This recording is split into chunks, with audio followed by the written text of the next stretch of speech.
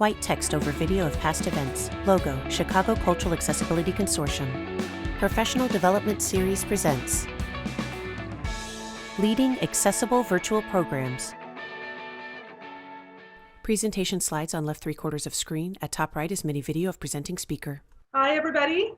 My name is Anna. I am one of the 3 co-chairs of the Chicago Cultural Accessibility Consortium, also called CCAC. Thank you so much for taking the time to join us today and learn a little bit more about how to make all of your virtual programs that you're doing now more accessible. Before we begin, I'm just going to share a little bit more housekeeping information about this meeting with Zoom and to give you a little bit more information about CCAC, like Karen mentioned. We have ASL interpretation today being provided by Kate Block and Terry Hayes from Alternative Communication Services, or ACS. One of the Zoom hosts will pin the interpreters so they stay visible during the presentation when you're using speaker view. You have the ability to pin whoever you want. You can also unpin them if you're not using the ASL interpretation.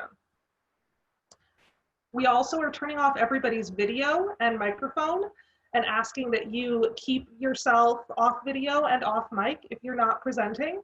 That way we can keep it a little more organized. You can go to any off video person that you're seeing in your gallery view and click on the 3 blue dots and then select hide non-video participants. That will make it so that the only people you see are the folks who are presenting and our ASL interpreters, which again, should make it a little bit easier. We have got 297 people in this Zoom right now. So just trying to stay on top of it for everybody. Also, this is CCAC's first time ever hosting a virtual program. So I am thanking you in advance for your patience, as everything may not go quite to plan today, but we are doing our best and we're learning just along with all of you. During the presentation, we will have live captioning provided by Kathy Raycan of Efficiency Reporting. You can view that captioning by clicking on the link in the chat box. That is actually going to open up a separate window for you to view those captions. There is an option to have captions done within Zoom, but because that's just not as high quality of an experience, we wanted to do it this way. We recommend that you have like your Zoom box in the top half of the screen and the captions in the bottom half of the screen, or you view the captions on a separate device. All of the presentation materials, including biographies of the presenters, the content of the presentation, and additional resources, were emailed to you in a Word document this morning at the email address that you used to register for this program today. Any images that were provided in the presentation should have embedded alt text within that Word document. If you'd like to access those now, you can click on the link in the chat box to access all of those through a Google Drive. Throughout the presentation, the speakers will also be providing visual descriptions of any images that they're using so that any participants who are blind or have low vision will know what's being shared. And since there are so many people, and this is kind of a new format for a lot of us, if you have any technical questions about the program today, you're not seeing the interpreters, you're not accessing the captioning, please use the chat box to send a message directly to one of the co-hosts that has CCAC in their name, and they will try and help troubleshoot with you directly. CCAC's mission is to make Chicago's cultural spaces more accessible to people with disabilities. We achieve this with 3 main offerings. We have an access calendar that lists all of the accessible cultural programs in Chicago, which is our hometown. An equipment loan program operated in partnership with the Peggy Notabart Nature Museum, which loans accessibility equipment to organizations who are unable to purchase their own. And we offer free professional development workshops for cultural administrators, just like this one. CCAC is an entirely volunteer-run nonprofit. If you're able to support our work now or in the future, please visit our website at chicagoculturalaccess.org and make a small donation. Every little bit helps, especially right now. We're suggesting a $5 donation for today's program. After the presentations, we're going to have a question and answer session with the presenters today. So you can use the chat box to ask any questions you have as they come up. I'll be monitoring that, and then I'm going to jump back in at the end and help raise those questions and moderate a little bit of a Q&A at the end. We are recording this program, so we've disabled the private chat feature, except for those technical questions to go to the CCAC tech moderators. So we just don't want everybody's private conversations getting included in the transcript at the end of the day. So in addition to thanking our wonderful interpreters and our captioner, I just want to take a second to thank the CCAC steering committee members who put together today's program on very, very short notice. Emma McLean, Karen Techberg, and especially Kenneth Cohn, who's been spearheading this program. They were actually planning a completely different in-person workshop for the month of April, and it was going to be wonderful. And then they were no longer able to do that. So within the last couple of weeks, they've completely pivoted to this new topic in a brand new format, on top of all of their day jobs changing significantly. So huge thanks and kudos to all of them for all of their hard work. Now, it is my pleasure to turn this over to our speakers today. We're going to be hearing from two experts in accessible virtual programs. The first person we're going to be hearing from is Tina Childress, who is an education audiologist and late deafened adult who specializes in assistive technology and accessibility, especially in the performing arts. Our second speaker is Sherry Levinsky Raskin, who is an expert in museum education and accessibility, and is also the Vice President of Research and Evaluation at the Intrepid Sea, Air, and Space Museum in New York City. So now I will turn it over to Tina and Sherry. Thank you, Anna. Can you give me a thumbs up if you can hear my voice right now, or can someone give me a thumbs up? Okay, so awesome. So hi, everybody. I'm really excited to be here today. So Kenneth, if you could advance the slide, that would be fantastic. Title, Introduction, Tina Childress. Thank you. So I just feel so honored to be a part of this presentation today. I have so much respect for CCAC. I have been using their services in one way or another for probably about 2 decades. I grew up with normal hearing and I lost my hearing as an adult. And so I recognize that I need help.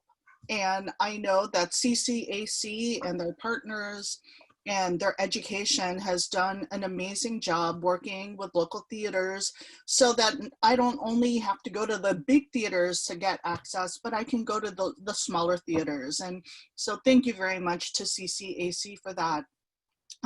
Let me describe some of the pictures that are on my slide. In the upper right-hand corner, you will see a picture of my side of the audiology booth. And so I'm sitting at a machine that presents sounds, and I say, raise your hand when you hear the beeps. And on the other side is a patient who you cannot identify. And that's one part of my life. And then in the middle of the slide are 2 pictures of silver behind the ear cochlear implants, and these are my tools to access any kind of auditory information. In the bottom right-hand corner is kind of a blurry picture, but it's the only one I have of a selfie with Lin-Manuel Miranda when he was on Broadway doing Hamilton.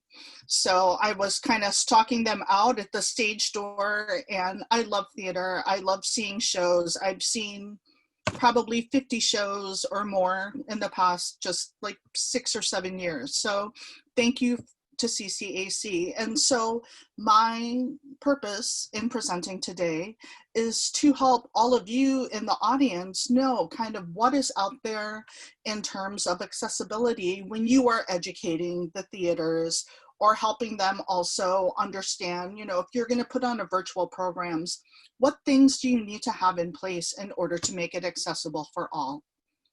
Next slide, and we're going to turn it over to Sherry so that she can introduce herself. Title, Introduction, Sherry Levinsky Raskin.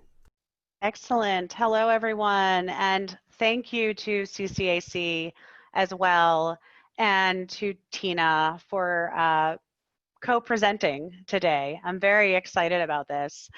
For those of you who do not know me, I'm Sherry Levinsky Raskin. I define myself as a museum professional. I am also a consultant. I'm an audience advocate, a visitor experience evaluator, collaborator, fundraiser, and friend. And as Anna mentioned, I'm currently the Assistant Vice President for Research and Evaluation at the Intrepid Sea, Air, and Space Museum. And I'm also president of SJLR Solutions, LLC, which is my consulting company. I am committed to high quality and accessible museum experiences and serve on local and national steering committees so that I have a voice and can work with colleagues to make a difference in the way cultural organizations meet the needs of their audiences, care for our colleagues and our staff, and nurture the next generation of museum professionals. So a little background about myself is I grew up in New York City. I went to Washington University in St. Louis, Missouri for my undergraduate degrees in cultural anthropology, art history, and elementary education, and then moved on to the George Washington University in Washington, D.C. for my graduate degree in museum education. And after living in DC for 8.5 years following my graduation from George Washington University and working as the director of programs at the Decatur House Museum, I moved back to New York, where I have been ever since 2005. My husband and I have 2 dogs. I love walking around the city with my dogs, who can actually be seen in the top image on the screen, top right. There are my 2 dogs, both brown, and they're standing next to a fence in Washington Square Park near where I live. And I also love watching movies, art, traveling, and spending time with my elderly mom.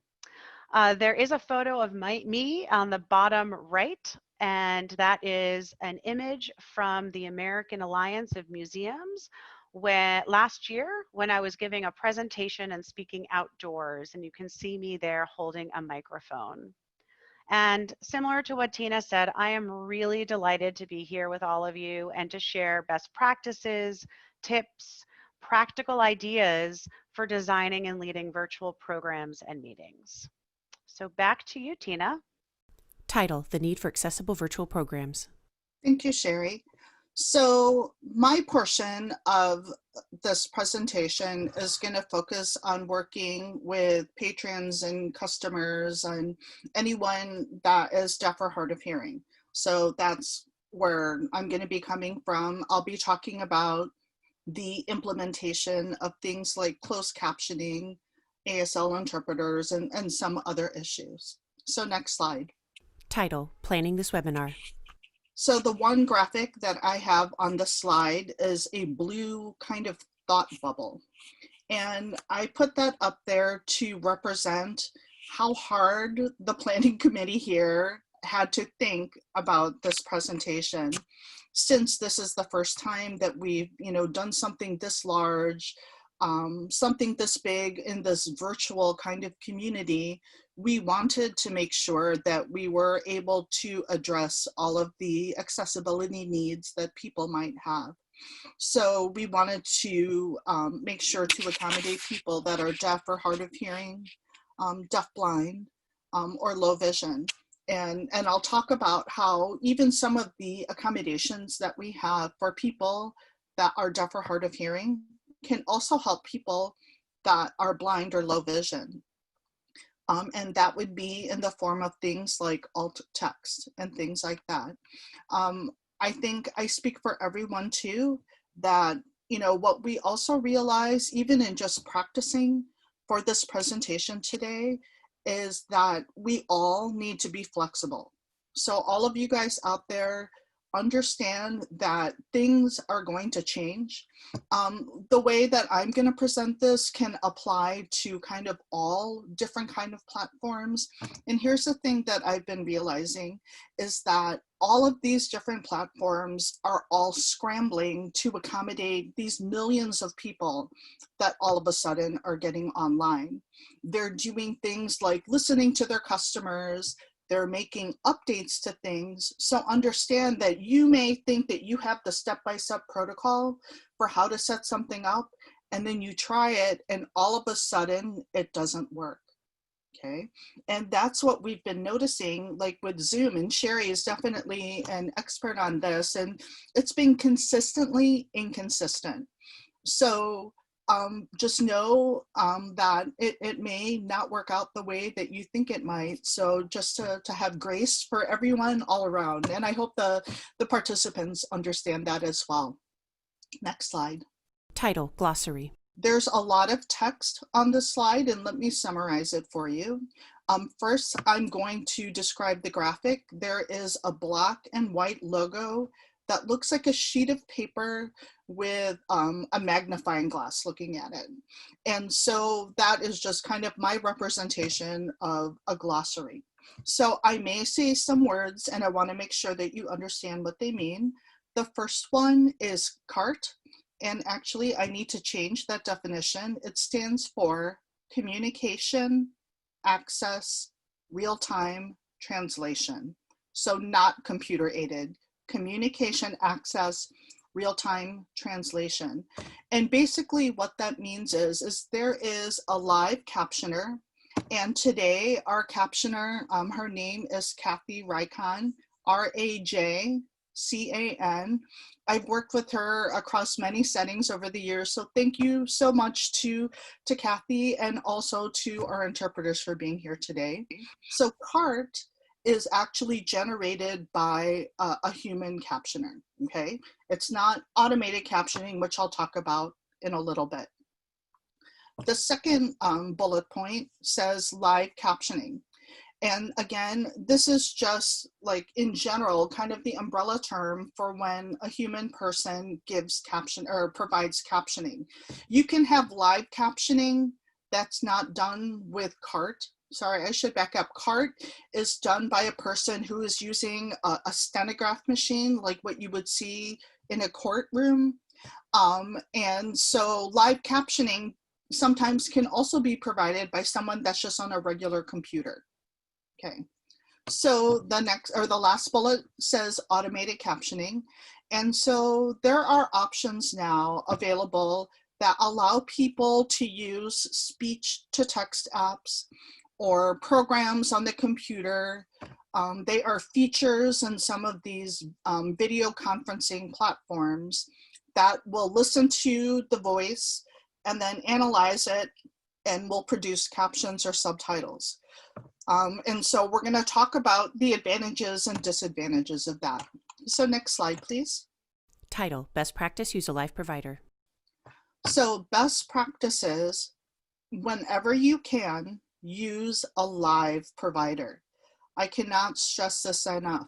I know that it can be tempting to try to use automated captioning or to go the cheap route. I know that budgets are really stretched, and even more so in these times, but whenever you can, use a live provider because there are advantages to that.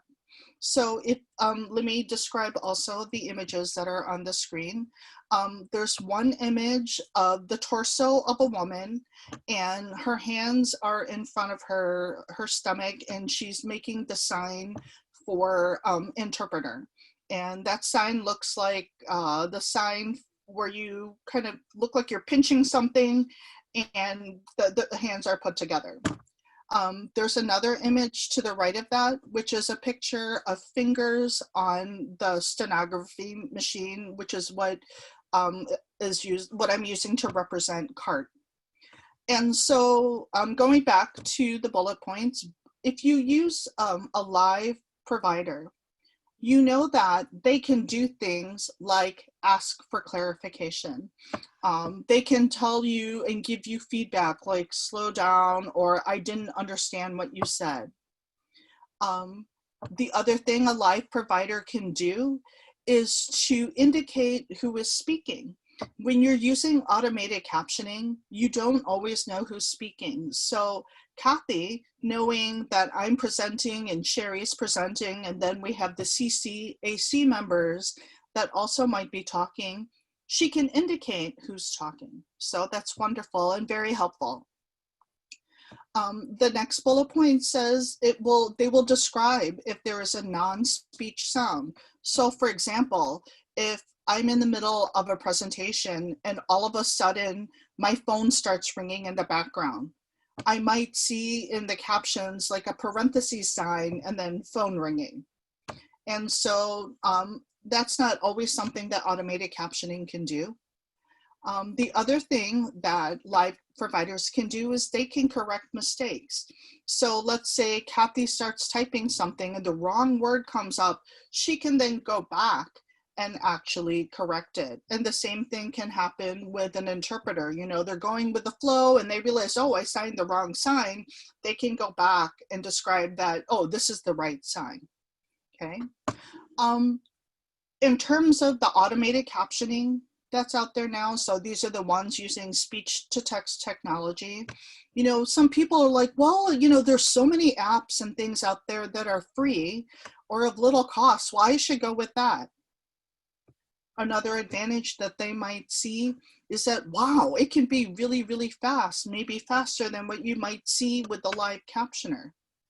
But the negatives to that is that oftentimes with the automated captioning, they are not as accurate as a live captioner. Okay, I can't stress that enough. And so if your goal is speed, but you don't really care about accuracy, you know, you're going to weigh that. And as a consumer, I would rather have the access with the right words and the right terminology and the right spelling. You know, interpreters and live captioners often get the, you know, what we're going to be talking about ahead of time. And so they can put the correct spelling, you know, they can make sure that you know exactly what the presenter is talking about.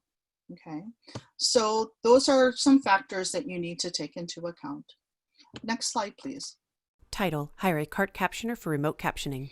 Now, for remote captioning, this is exactly what Kathy is doing right now. Of course, with all of us, you know, in the situation where we're being encouraged to stay home to stop the spread, Kathy is listening to me present, and she's in her office or in her home, and she's sending the signal to the browser website that you guys are reading the captioner on right now. And so, you know, you want to make sure that that is in place. And I'm realizing now too that that heading is incorrect. It says hire a CART captioner for remote captioning. The slide actually talks about hiring a live interpreter for remote interpreting. So let me explain this. On the slide are 3 boxes. One is a black box with a green border that says interpreter 1. There's another black box that says interpreter 2, and then there's no green border. And then the third one is a black box with a green border, and it says CDI, which stands for Certified Deaf Interpreter. Okay, and so when we were doing this presentation, and like we've been saying to everyone, please go ahead and you know, pin the interpreter, and that's what will give the green box. And then hopefully you can also see me talking if you are going to put highlight or spotlight on me also. So here's one thing that I want to inform you guys about. If you're going to be presenting, like having a program where you have a deaf presenter. So sometimes with deaf presenters, they will be communicating in ASL and they may not be using their voice, okay? And if that's the case, they're not going to activate the microphone, which will automatically spotlight them. So you're going to have to come up with some kind of way to either just pin maybe that deaf person that's signing and just having the voice interpreter be off screen if you're not able to get more than one window on the screen. Okay, next slide. Same title, slide 2. So in this situation with Kathy, we are using captioning in a separate window. And, you know, I have experienced it when using captioning in Zoom, especially, is that there is a significant delay to the captioning showing up within the Zoom window. And there's just so many moving pieces and things like that. We thought for ease of use, maybe to go ahead and provide it in a separate browser. So there are different ways that, that you can see captioning. So in the top image that's on the screen, you see a laptop sitting on a table and it's got captioning on it. There is a caption underneath this picture that says separate browser window and separate device. So if you have the luxury of seeing things with a separate device, that would be something that would be great. So you can see the PowerPoint real big or see the presentation really big and also see the captioning. The bottom image is an image of two women side by sides, and they're both in different places. So there's like a video on the left of a woman with a blue background, and then there's an image on the right on the other half of a woman, and she looks like she's in her living room. And across the bottom, you can actually see the captioning embedded within that same window, so not a separate device. Okay, so, you know, there's just different ways that we can do it. The other thing that we realized when doing our presentation also is that we wanted to make sure that the captions would not cut off the bottom of our slides if there were any pictures or if there was any text. So as you are creating slides, if maybe you have some kind of template, we actually left a border of 1.5 inches across the bottom, so that if you are using captioning, that it's not going to cut everything off. Okay, next slide. Title, side by side versus top to bottom resizing. So this is an example of how you can position this other captioning window if you want to view it on the same screen, meaning you maybe don't have another device to be able to view the captioning. So the image on the left is a web page that has an image of a guy that looks like he's moving a large piece of art. Okay, and so at the bottom of it, I have placed the caption window, and you can see that it's just one line, and because it's top and bottom, it's actually cutting off part of this video. Okay, so if you go to the right image, it's that same image of the guy moving the large piece of art in a browser window, but instead of the other browser window being beneath this browser window with the guy moving art, the captioning window is actually on the right. And so the advantage of this is you get to see all of the captioning, you know, not just one line. You could see as many lines as you want, and you are keeping the full image in view. Okay, next slide, please. Title, same recording, same captions, different views. This next slide is another image of, I did a previous webinar earlier this week, and it was recorded, so I went to go watch the recording. So I'm watching the same recording, the same captions, but there were different views. So the image on the left is when I watched the recording in full screen. And if you watch it in full screen, the image looks like it's a slide talking about the benefits of using cart captioning. So there's an image of a woman at her stenograph machine.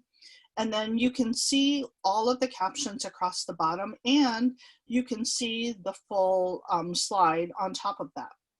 Okay. Now, the image on the right is when I looked at the same recording, same captions as fit to window. That's one of the options. You could see full screen or you could see fit to window. And as you can see, the captioning, when you put it fit to window, actually is in the middle of the screen, and it does cut off text, and it does cut off some of the images. And so, you know, there's always going to be things that you don't expect. Like, I didn't expect this recording to look so different in different views. Okay, next slide. Title, other captioning options.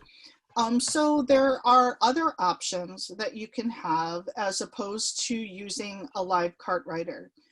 So for example, in Zoom, as well as some of the other video conference platforms, you can assign someone to be the quote unquote captioner, which means that they could be taking notes and just adding it to the platform, and you would see it scroll across the bottom. They are not doing word for word verbatim transcription of what people are saying. They might just be highlighting the important parts, because if they're recording that webinar, then those notes will also be uploaded to the recording. Okay. The other option that you might see with some of these video platforms is automated captioning. And so an example of that would be Google Meet. If you were to hold a meeting in Google Meet, automated captions is a feature that is involved that you can use with that platform. And then at the bottom, the last bullet point says generate transcripts. And so there is an image on the slide, and what it is, it's a screenshot of a 2-page transcript side by side, but I made it as one image. You can't read any of the text. I just wanted to show a lot of words to symbolize transcript. So for people that are blind or deafblind or low vision, providing a transcript means providing them access, because that means that if they have screen readers, you know, let's say that they have aidable hearing or they don't have any hearing loss, the screen readers do a better job reading transcripts than maybe some other kind of formats that are out there. If you have someone that is using a Braille display, that is easier to transmit through a transcript. And then for the audio, they can read along with it too, if they want to listen. Next slide. Title, thoughts. And so, you know, when it comes to captions in general, we know that captions can benefit a lot of people, not just people that are deaf or hard of hearing. It can help with the ease of listening. You know, there are some statistics out there that like 80% of people will watch their videos with the sound off at one point or another. And so if you're, you know, before when we were at the gym, or if you're somewhere and you want to mute the audio, having captions means that you're still able to access the information. There are some people out there that they don't realize how much they rely on captioning because maybe they have unidentified hearing loss or untreated hearing loss. Captioning can also help people that are English language learners because it's going to be harder to process, you know, something that's not their native language.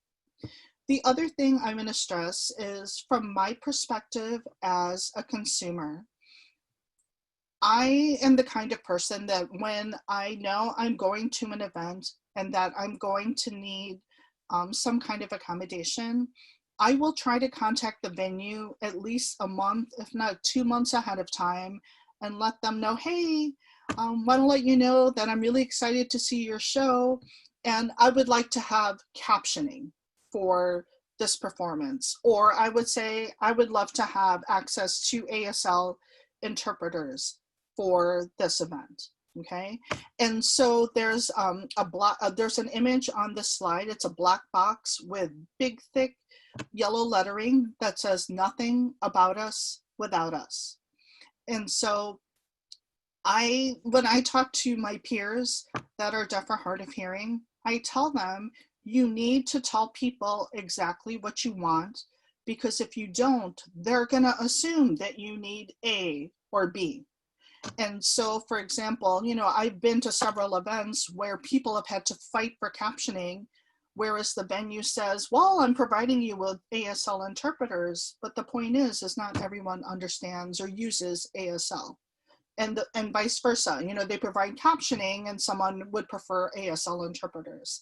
So listen to that, be mindful of that, both from the consumer, perspective, as well as, respecting maybe what some of the organizers might need to do. All right. And with that, I'm going to turn it over to Sherry. Title: Defining Accessible. Great. Thank you so much, Tina. I've learned so much from you just in preparing for today, and greatly appreciate all of the resources, ideas, best practices that you have shared. As we transition into my portion, I wanted to start off by taking a moment to define accessible. And what do we mean when we say accessible? And how do we ensure accessibility regarding our content, information, experiences, the tools we provide, and the ways by which we communicate with each other? I have a few top level definitions, and I encourage you to add your thoughts in the chat box too, so that we can see that. But simply stated, when something is accessible, it may be 1, easy to get to and to use, 2, within reach, 3, able to be used or seen, and 4, is able to be understood. So when we design programs and plan meetings with accessibility in mind, everyone benefits because content, information, and experiences are presented so that everyone is able to participate. So I do say, if you have any additions to that, please add them to the chat box, or we can talk more a little bit later during the Q&A. Title: Presentation Design Tips. So before we head into a deeper dive into navigating virtual meetings and program platforms such as Zoom, and Tina mentioned several others, Google Meets, WebEx, which you might be more familiar with, I want to take a moment to share key design tips for programs and materials.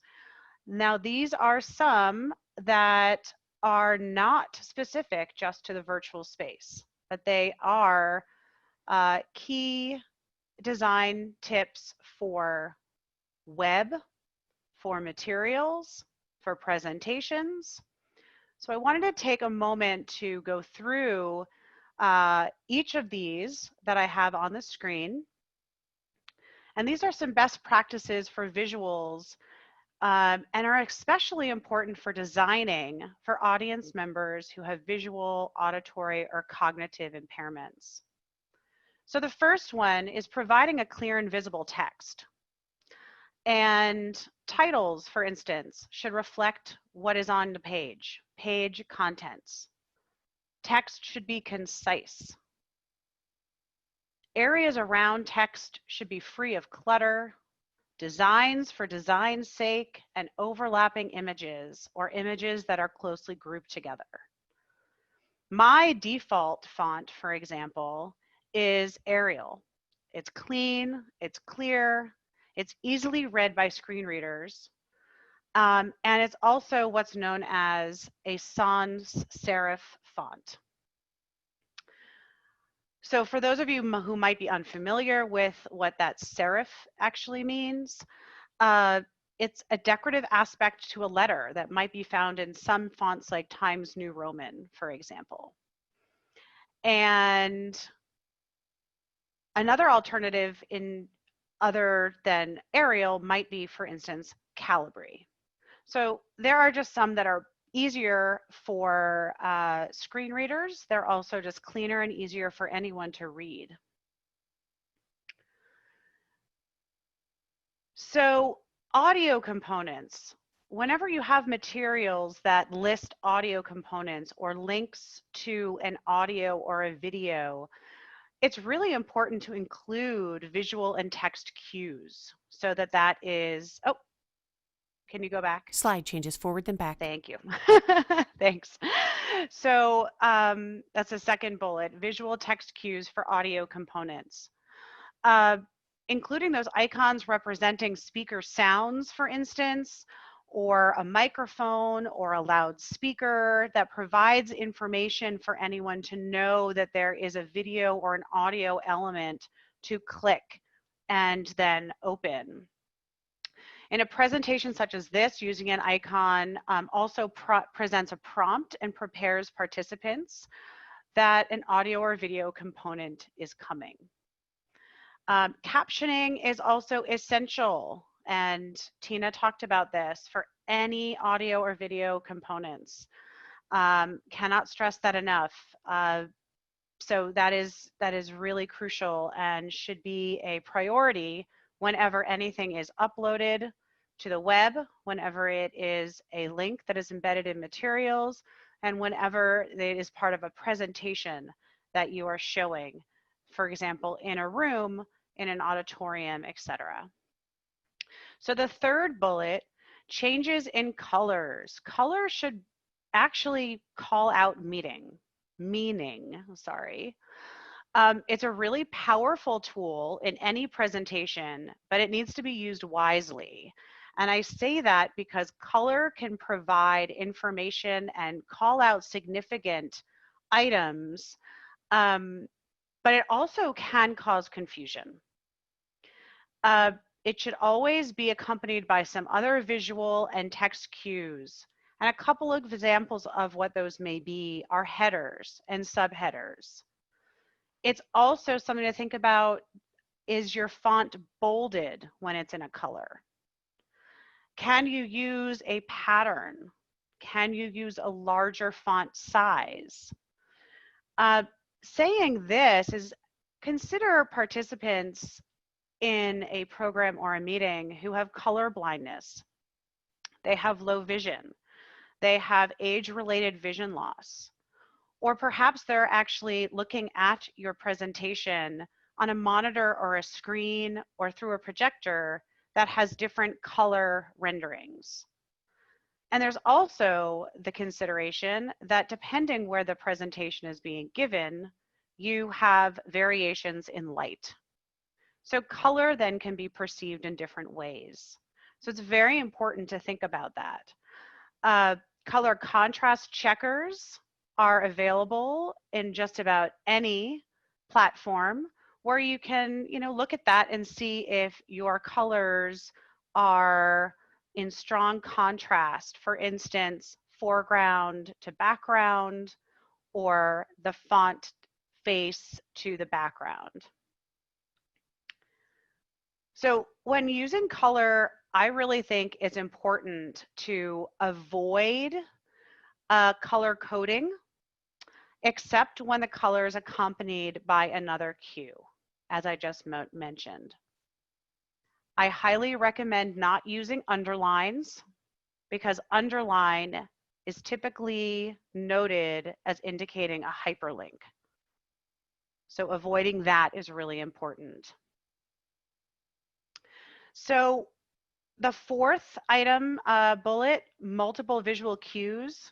So I always try to be overly aware of, if I am speaking like we're speaking now, although you may see something on the screen and it's in text, that I also present it orally. I might spell it out if it's a website or if it is a specific hyperlink to a web page. I also think it's really important to identify with hyperlinks the full title of the organization or a website, and noting that there is a link as well. This is really helpful in overall for any user when they're looking for a hyperlink or knowing where there's a link to further and additional information, but also it's very helpful with the screen readers. So the next bullet is using headers, headings, different levels. And these are so important because it helps visual learners quickly scan and understand the hierarchy and the organization of materials content, and a presentation. And heading levels also provide those who are using assistive technology, such as screen readers. And in the absence of headings, assistive technologies are not able to offer the ability to skip and select sections on a page or a document or a presentation. And it's also limiting for search engines when they, especially, and this is for web, allowing search engines to identify topics, content, and ideas. And most software makes this really easy to do and to incorporate headings where the font and text can be selected as either a heading level 1, a heading level 2, 3, or titles, subtext, or normal text. And these are all ways of organizing and structuring the content. So in line with that, consistent font sizes and line texts and text spacing, you know, sometimes we just really want to put everything out there and have as much information as possible. But I think it's very important to consider your font sizes, your line heights, as well as your text spacing. And so here's just a few best practices that I wanted to share. So at the beginning, I would say it's great if organizations, or even for yourself, that you have a style guide that contains information about the type of fonts that you're using, about this text spacing. For instance, a best practice for font size to be at least 14 point. Although some presentations, I personally prefer to use 20 or 24, especially for a PowerPoint that may be in the front of a large auditorium. And the spaces between each sentence to be between 1.5 to 2 points at maximum.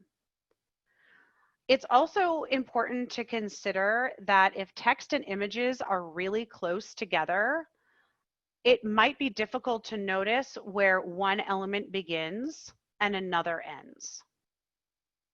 And some other practices I have seen, and I think it's very interesting to consider, that long lines of text is not often easy to read for just about anybody.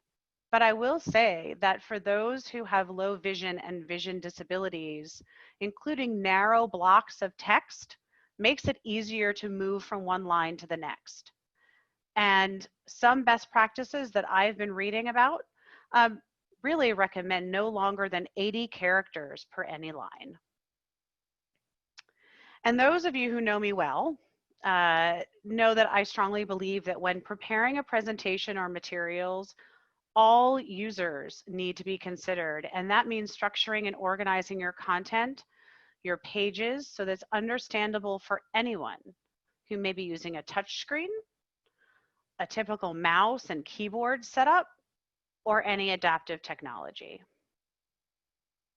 So the second to last bullet on this slide is everything on a slide should have meaning. Don't just add images because they make things look nice.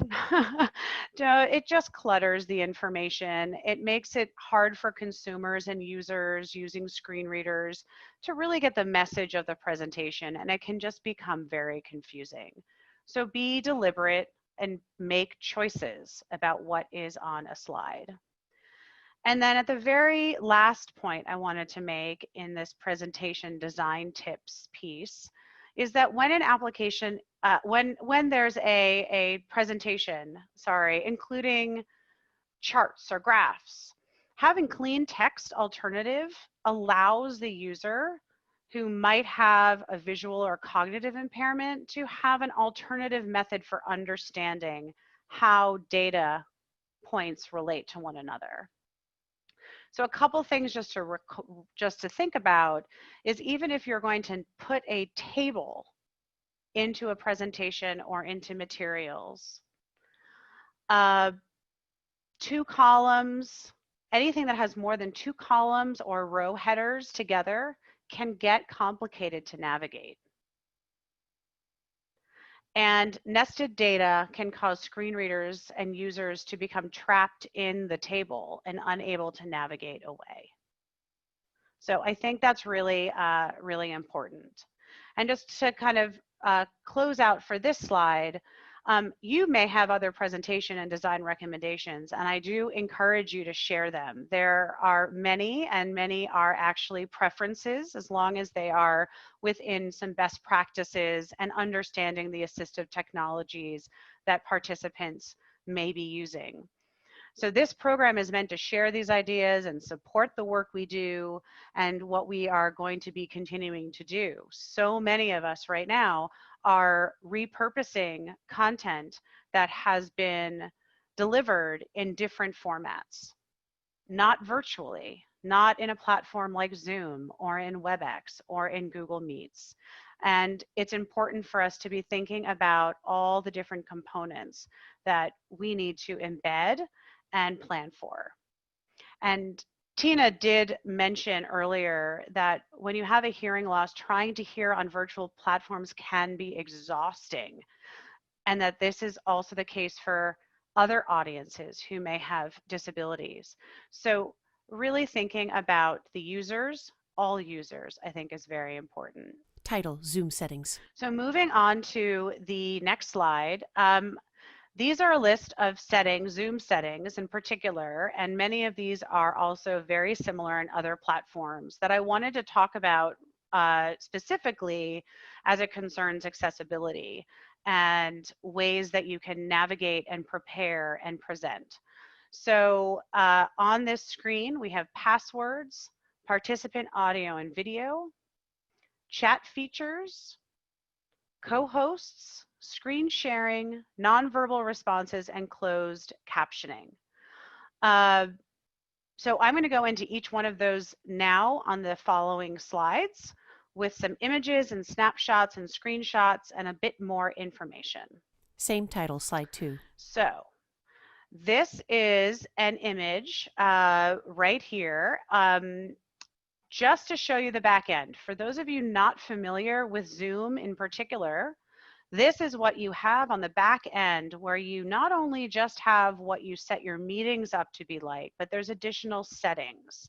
And this is a screenshot of the Zoom settings webpage. And you can see that on the far left, there is a toolbar, that the left sidebar, and highlighted in blue is settings. It's just in the middle on the left. And in the center of this image, there's a list of options for setting up a Zoom meeting, such as host video, participant video, audio type. This is just what's at the top.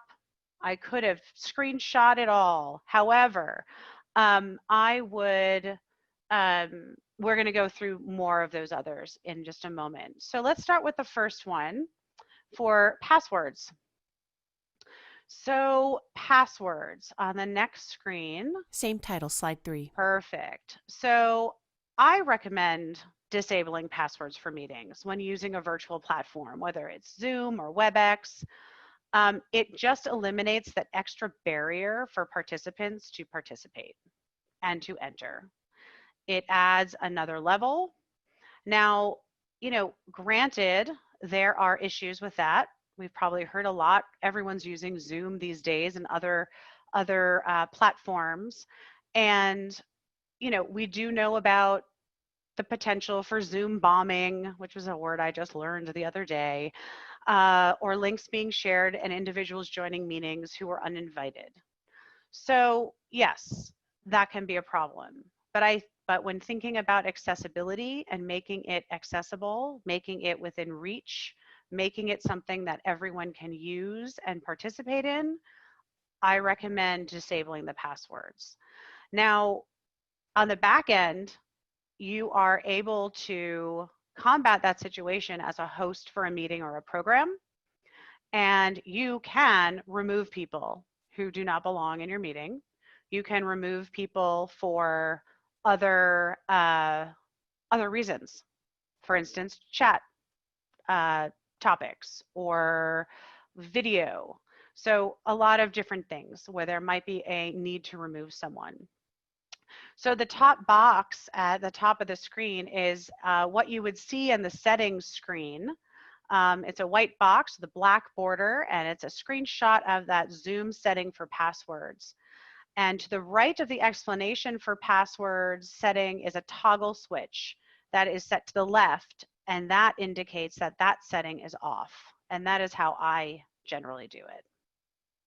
Now, also on the same screen is thinking about participant audio and video upon entry. And many of you also experienced this as you were joining us today. My recommendation for having done this is that upon entry into a Zoom room or other virtual platform, especially in a large meeting, I believe we have right now about 300 people. So I would recommend that people are joining the meeting with their audio off. You may choose to also have your video off, but that is definitely a choice. In a large gathering, if you've got audio on and everyone is chatting, it's very hard for the main speaker or the host or the presenter to be clearly heard. However, again, as a host, you have the ability to actually mute and unmute people, everyone or individuals. So that actually is pretty helpful. This image, it's the box just at the bottom of the screen, is that screenshot of that setting for muting participants upon entry. And you can actually see that in that situation, in that image, the toggle is actually set to the right that indicates the setting is on. Same title, slide 4. So now chat features. Actually, this is awesome. I'm watching actually our Zoom group chat right now. We're seeing some good questions coming up, which are great. And I know we will jump into those when we get to Q&A. But most platforms, not just Zoom, have the ability for participants to chat with one another.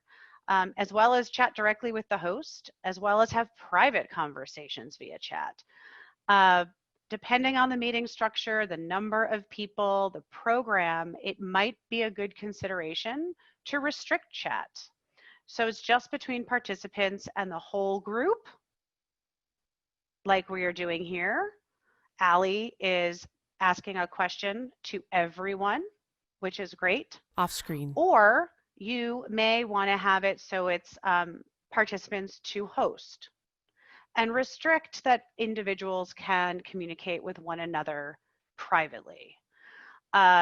Please note, and I believe Anna said this at the very beginning, private chats actually many times show up on the saved chats and the transcripts.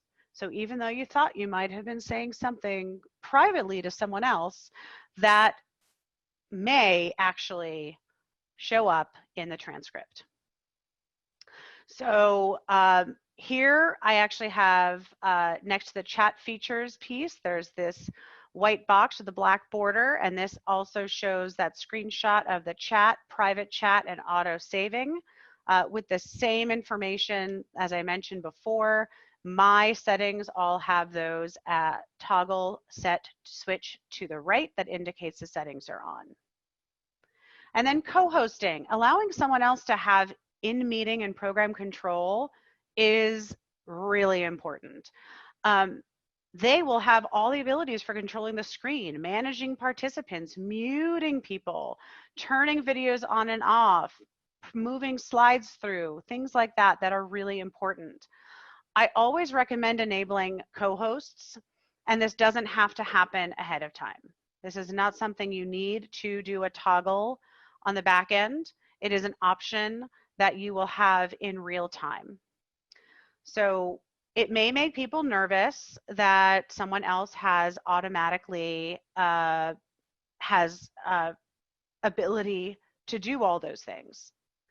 But rest assured that whoever is the initial host and set up the meeting is able to reclaim host privileges and take that back. Same title, slide 5.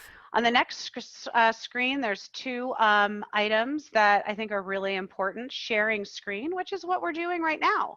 We are seeing our images, our PowerPoints right here. So we are actually looking at a screen, someone else's screen from CCAC.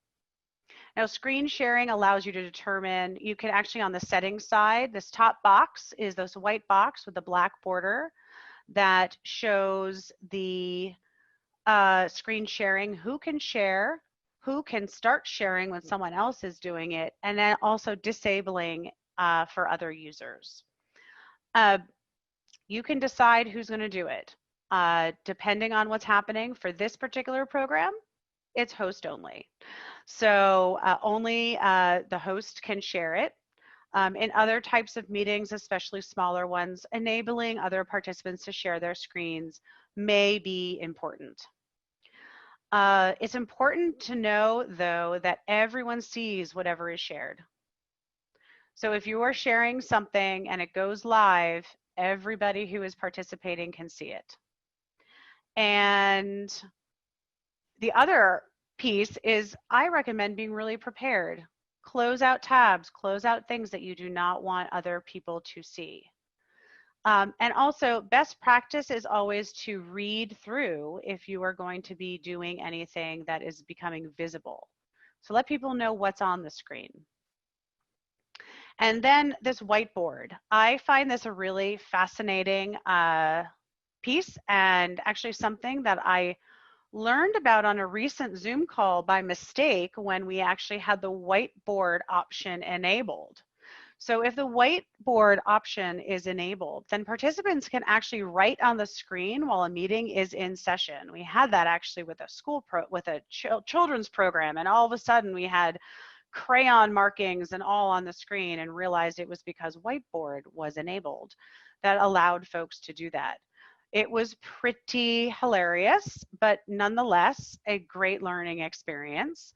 This feature is not on all virtual platforms, although other formats may include the ability to share documents or to collaborate on note-taking, which could be really, really useful as well. Same title, slide 6. And then on our final slide here is nonverbal responses and closed caption.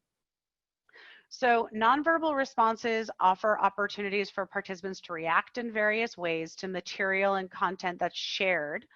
And you can actually see it in the screen right here, just below the bullet with non-verbal responses.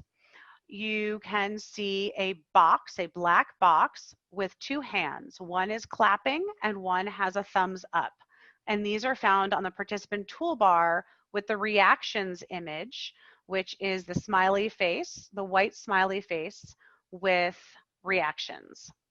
I'm really particularly fond of incorporating and enabling these types of nonverbal responses during programs because a lot of people may not be comfortable with or able to respond in other ways. Another nonverbal response, which will come up in a few slides, is the opportunity to raise your hand. And should there be a question or a participant is waiting to respond to an answer, especially on a smaller meeting where you want people to be participating. Closed captioning.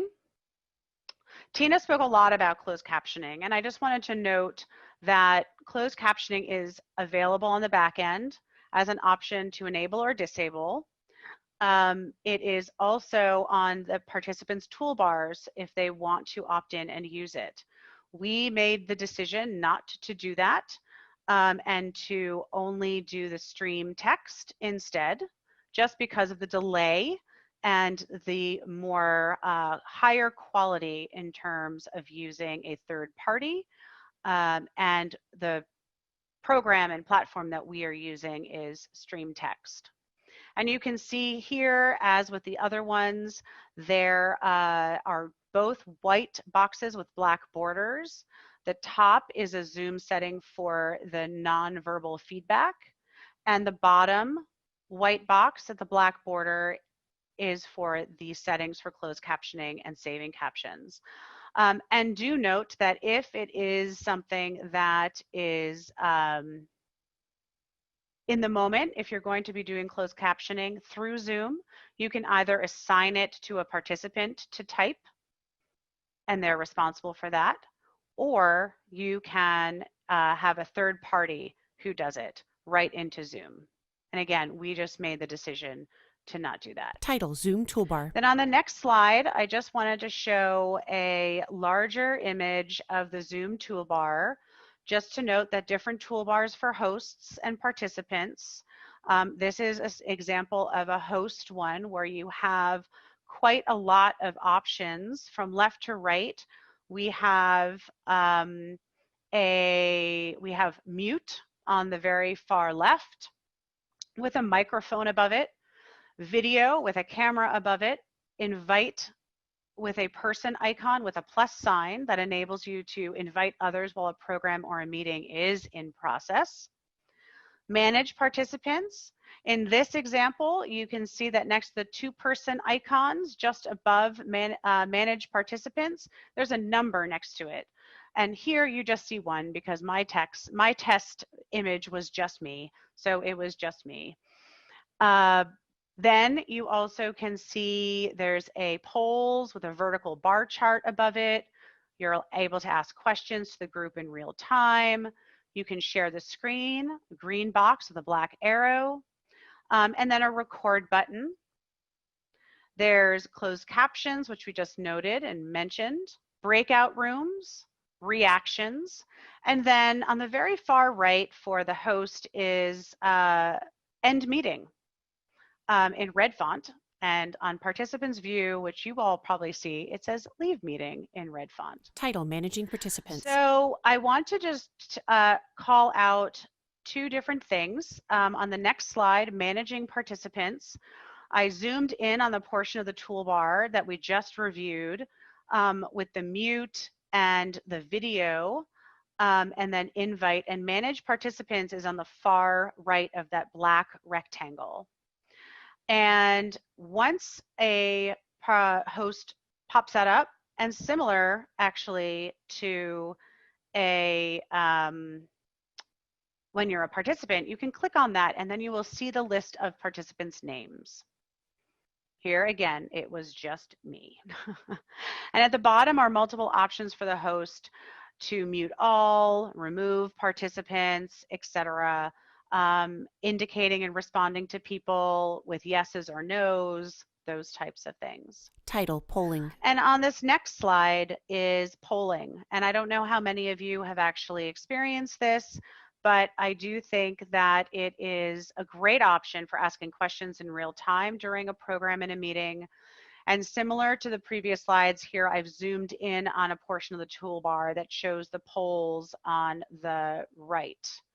The fillable form that you can see on the just next to that, the white box with the black border, is a fillable pop-up that will come up if the polls are selected, where you can add in, type a question.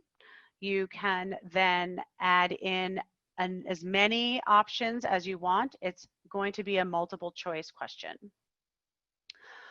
I highly recommend, however, if you're going to do this, that you consider alternate real-time methods for participant engagement.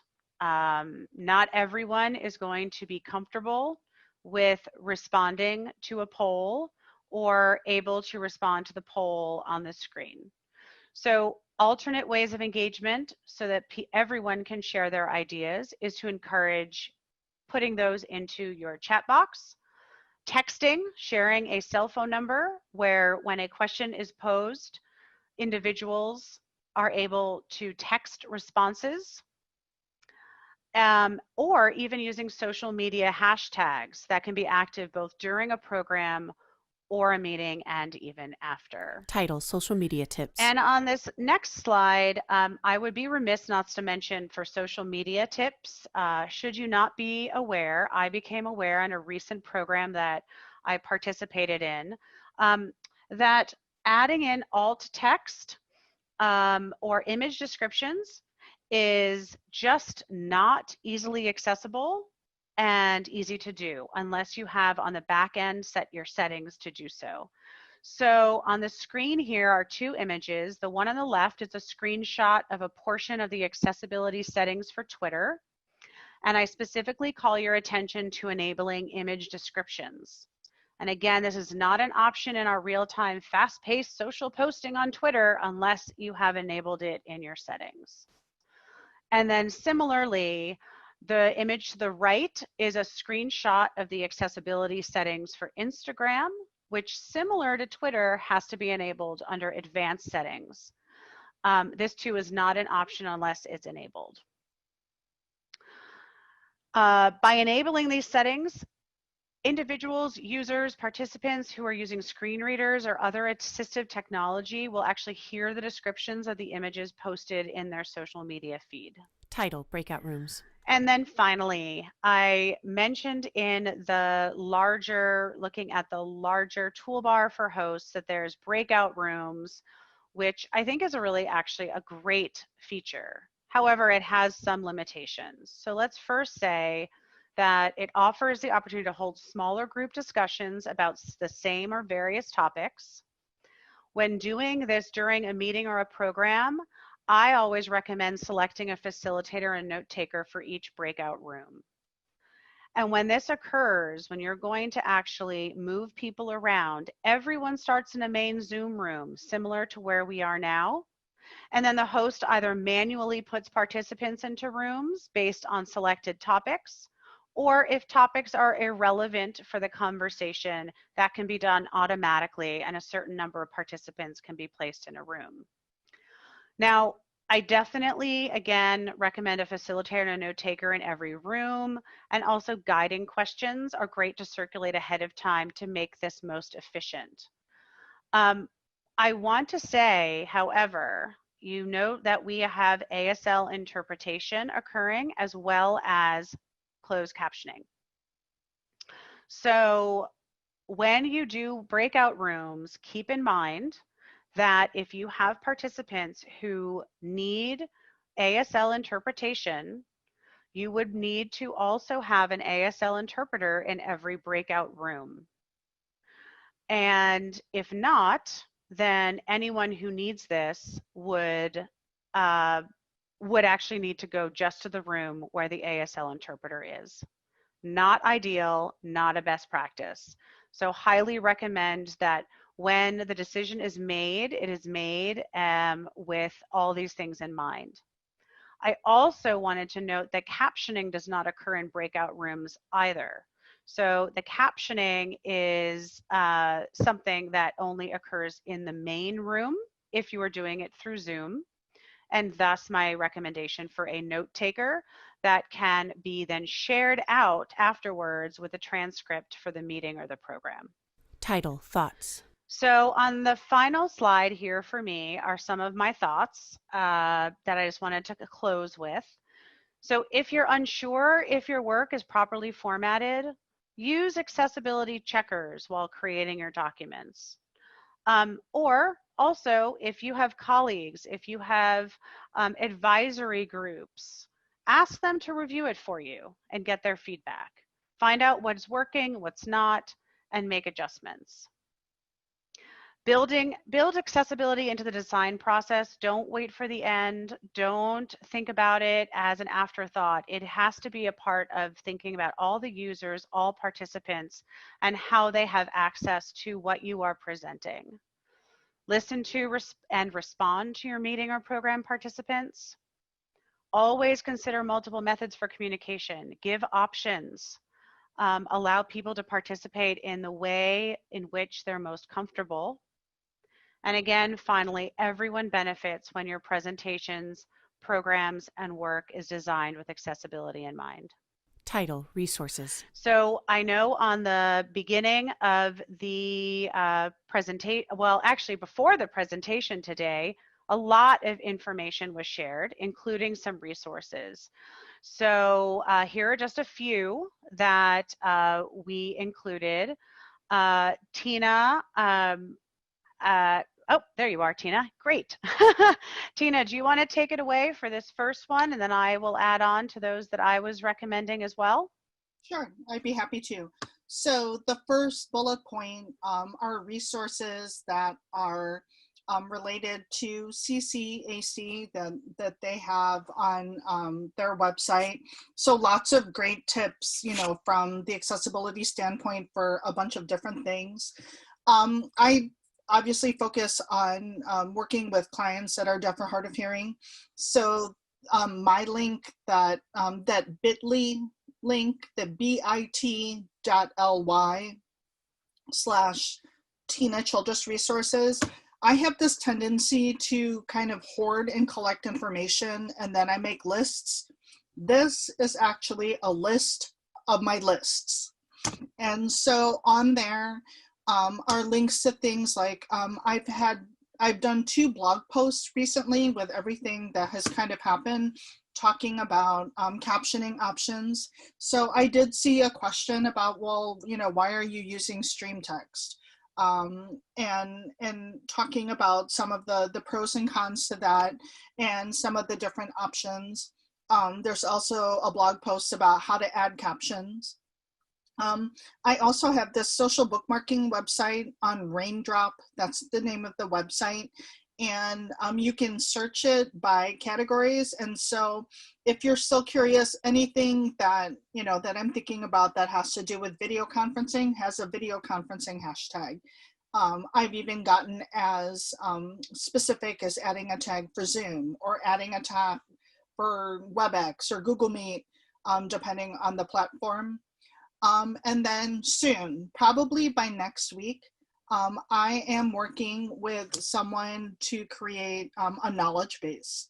And so you guys see the link there. It's not ready for public use yet, but keep that in the back of your mind. It's going to have some great information on it.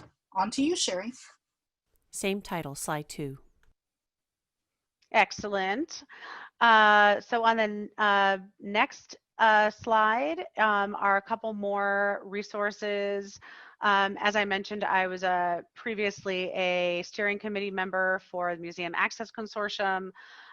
So a very near and dear part for me, and the resources, materials, past program videos as well as transcripts are all available, and there's just so much there, as well as contacts to other organizations as to what they're doing. So similar to what CCAC has as well, but I wanted to pop that up too. American Foundation for the Blind and National Federation of the Blind are 2 really great resources, as well as the Hearing Loss Association of America, with whom I know Tina has done a lot of work as well. Excellent. I mean, there's one thing that I was going to make note, just if I can, before we get into the Q&A, but there was a question about the types of accessibility checker options. In most of the platforms, you will actually find, like Word or PowerPoint, you will actually find a check accessibility feature in the toolbar, but there are some others that are available as well. So I would be happy to add some of those into the Zoom chat, some links, as we're going through the Q&A, and that maybe can be shared after the fact as well. So over to you, Anna, I believe. Title, Q&A. Thank you both so much. This was incredibly informative. I think everybody here has gotten a lot out of it, at least if the chat box is any indication. I've been furiously trying to copy everybody's questions down so we can get to a few of them. We do have a few minutes left, so I'm just going to pop through a few of the questions that have been mentioned throughout. One of the ones that popped up that I know we had a lot of communication about in regards to this program and might be illuminating for you both to remark upon. Somebody asked, thank you for this presentation. How many people do you recommend should be working on the virtual presentation, and what roles would you recommend they have? Okay, so I think it depends on how many or like what access you are going to be providing.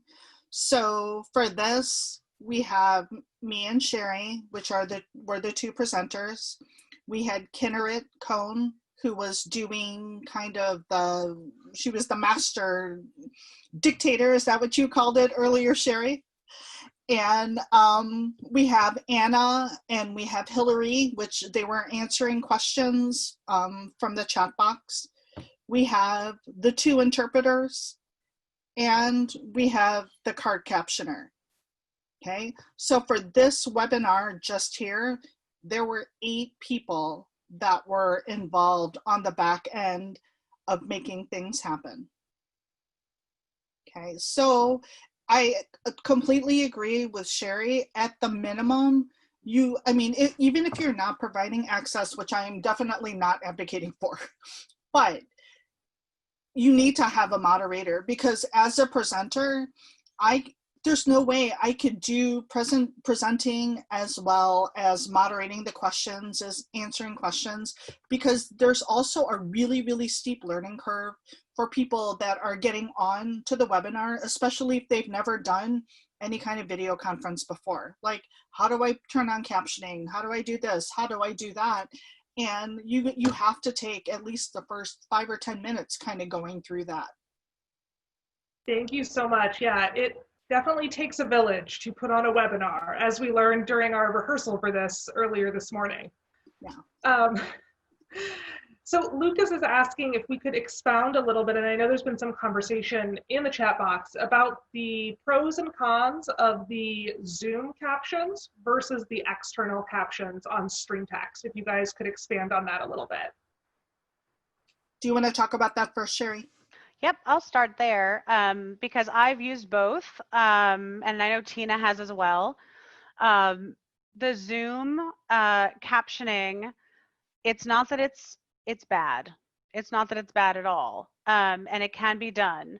And as we mentioned before, it can be done by someone who is a participant or a facilitator who will take notes in real time, or someone, for example, in a third party organization that is really skilled at this, because it's not easy, as we can obviously see. This has been an hour-and-a-half presentation, and there's a lot that goes into it.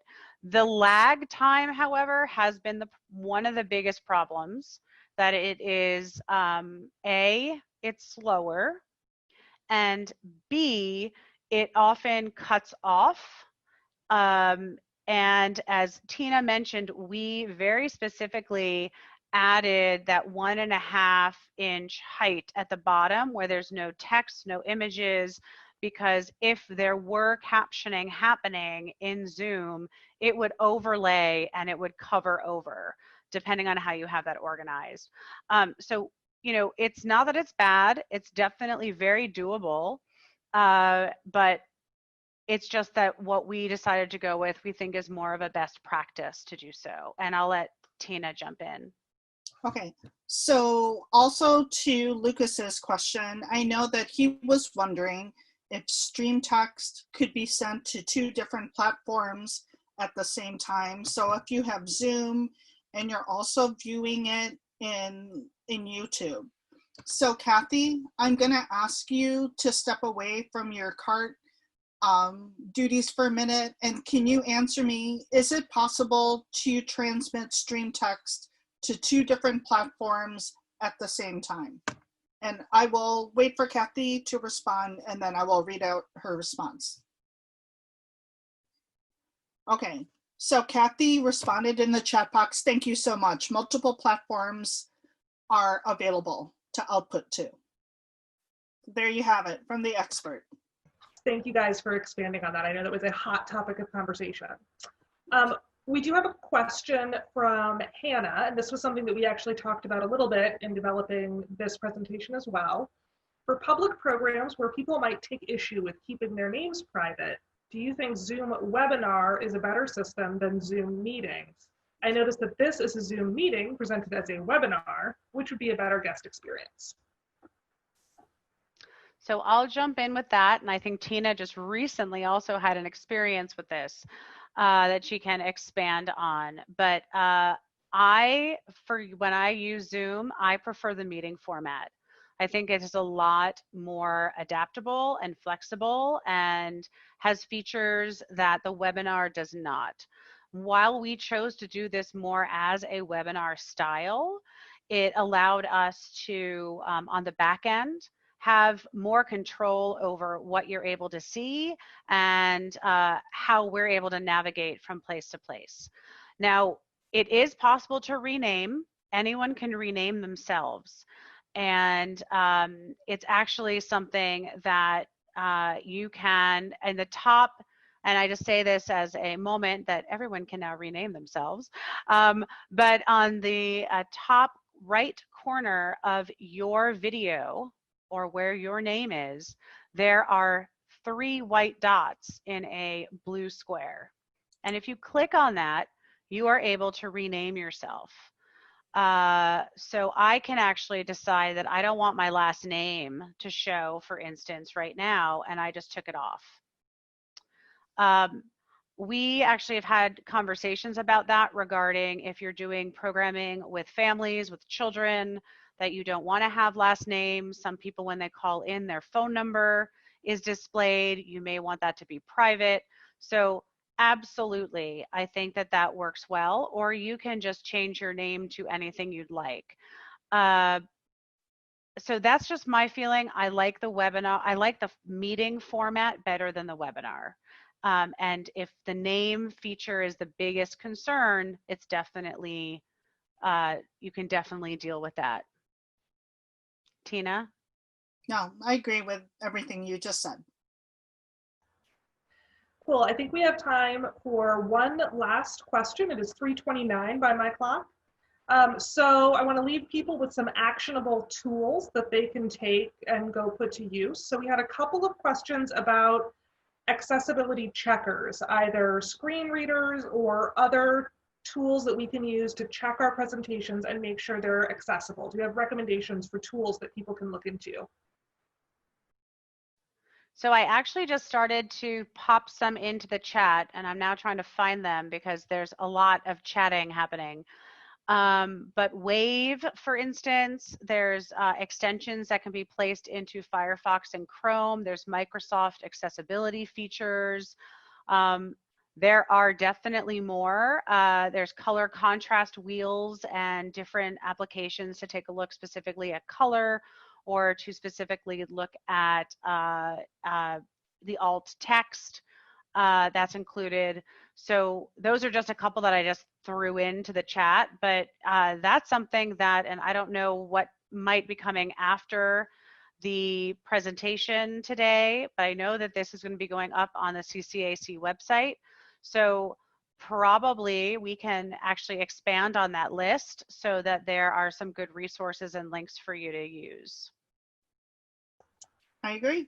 I don't have anything else to add on that. All right.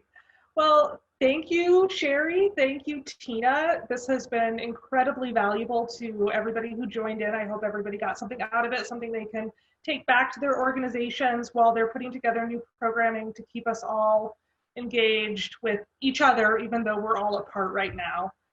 Again, if you want to support CCAC's work, making theaters and museums more accessible, you can make a donation on our website, which is chicagoculturalaccess.org. We will have the recording of today's program along with all of the materials. And yes, we can absolutely add those resources that Sherry was mentioning before we push that all out. You will all get an email with all of that in it, and it'll be archived on our website as well. So thank you, everybody. Thank you for participating, and everybody go take good care of yourselves and have a wonderful day. Fade to Black, white text on black background. Leading accessible virtual programs presented by Chicago Cultural Accessibility Consortium. For workshop resources and more information, visit chicagoculturalaccess.org. Workshop organizers and CCAC steering committee members: Anna Kostner, Kenneret Cohn, Emma McLean, Hillary Pearson, Karen Techverk. Workshop Accessibility: Kate Block and Terry Hayes, ASL interpreters. Kathy Raycan, real-time captioning. Video editing, captioning, and audio description by BridgetMelton.com. Video fades to black.